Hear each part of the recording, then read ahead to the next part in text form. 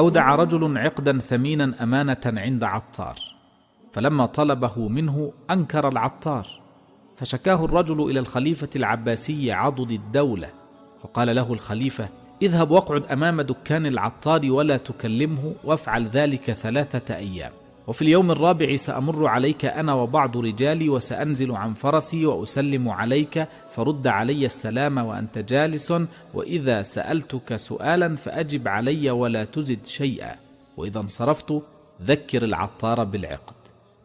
وفي اليوم الرابع مر الخليفة على الرجل ونزل عن فرسه وسلم عليه وقال له: لم أرك من مدة. فقال الرجل: سأمر عليك قريبا. فلما انصرف الخليفة نادى العطار الرجل وقال له: صف لي العقد الذي تتحدث عنه.